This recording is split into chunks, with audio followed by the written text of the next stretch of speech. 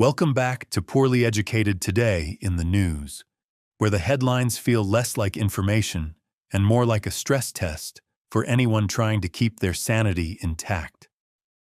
The world right now is operating somewhere between geopolitical chess match and demolition derby, with wars, markets, technology, and politics all colliding at the exact same time. Every day feels like another reminder that the systems running modern life are held together with equal parts innovation, duct tape, and pure stubbornness. So let's take a look at the biggest stories shaping the chaos and try to make sense of why everything suddenly feels just a little bit more unstable. Segment 1: War, Oil, and the Gas Pump Punch in the Face. Well, folks, nothing gets the week started like a full-blown geopolitical bar fight turning into an economic hangover. And right now, the United States is knee-deep in a 30-day shooting match with Iran that's already rattling energy markets harder than a shopping cart with one busted wheel. 7 American service members have already been killed. Tensions are spreading across the Middle East, and oil supply routes are looking shakier than a lawn chair at a demolition derby. When the Strait of Hormuz starts acting like a toll booth run by a guy holding a missile launcher, suddenly your local gas station starts charging prices that look like a typo. The administration is floating ceasefire proposals that basically read like a list of demands after winning a fistfight, while Iran's counteroffer sounds like they want a written apology, cash, and the keys to the neighbor's truck. The wild part is how fast international conflict turns into domestic sticker shock. One minute politicians are arguing about nuclear facilities. The next minute somebody in Ohio is wondering why filling their pickup requires a small loan application and a cosigner. Americans process global war the same way they process weather, by staring at the gas pump like it personally insulted them. It's like the whole world is playing Risk while we're trying to figure out whether we can still afford to drive to work without having to sell plasma on the weekends. Segment 2: Government Shutdown Theater and the TSA Talent Show. Meanwhile, back home, the federal government is doing what it does best during times of crisis, arguing about money while the rest of us take our shoes off in public. A Department of Homeland Security funding lapse has created airport lines so long they might qualify as historical landmarks. Travelers are standing around wondering if they accidentally joined a theme park ride called Bureaucracy Mountain. Instead of just paying TSA workers, the solution apparently involved pulling immigration agents off the border and telling them congratulations.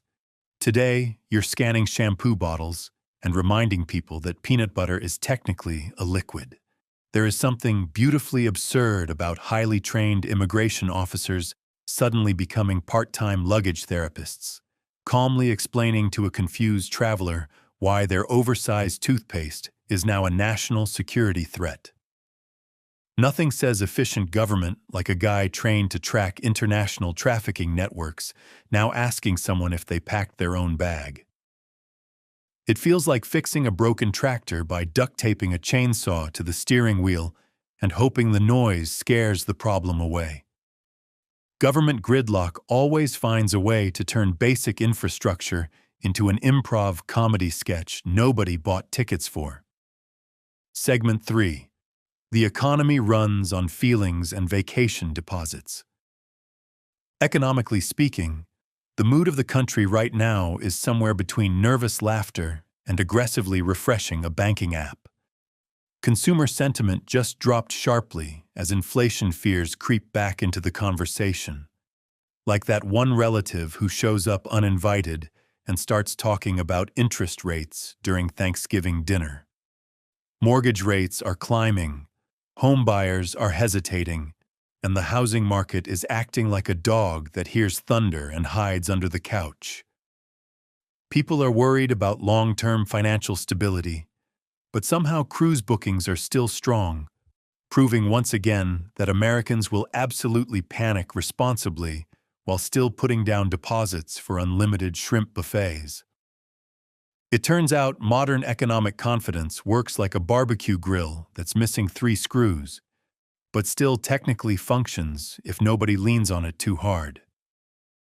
Folks are telling surveyors they're worried about inflation while simultaneously booking beach vacations like the apocalypse has a flexible cancellation policy. We live in a time where someone can be convinced society is collapsing, but still thinks the loyalty points on their travel credit card will offset the anxiety.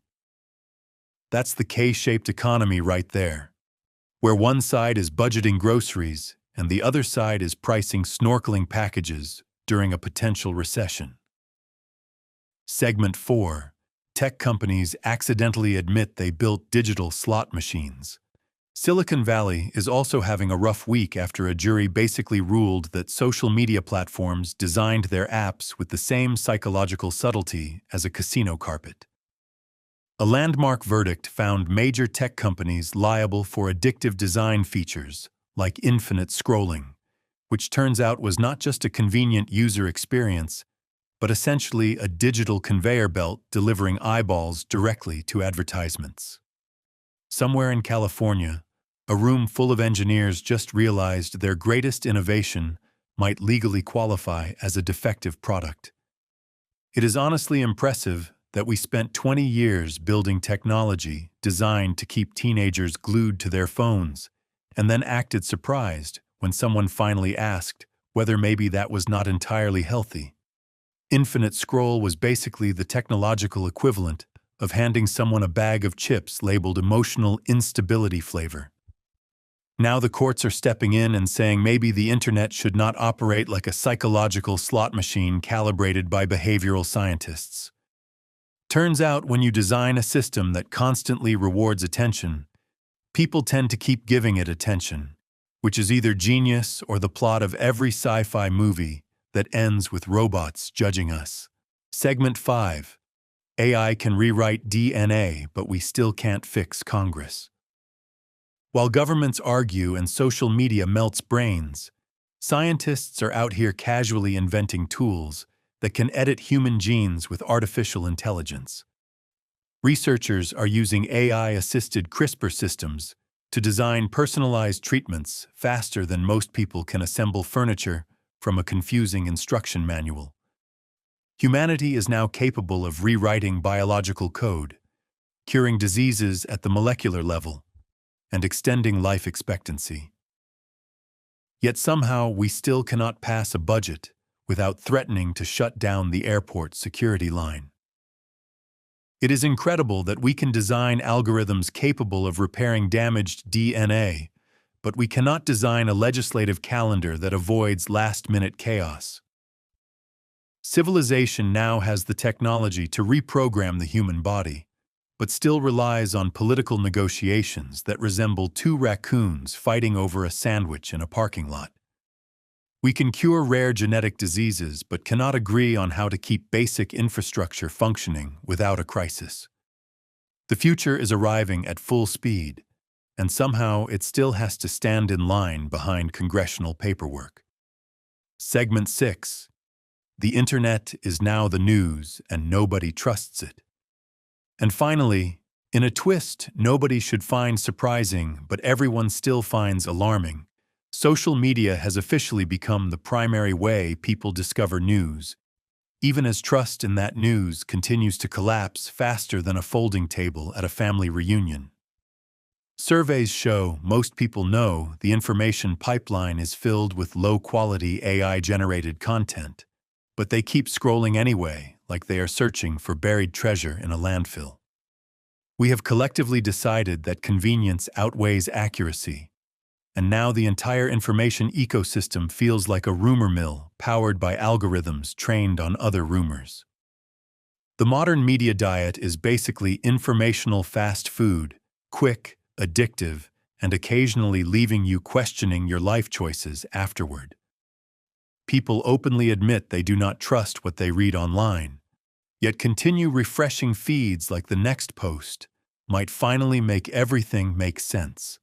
It is the first time in history where the town square is operated by software engineers and the loudest voices are optimized for engagement metrics instead of credibility.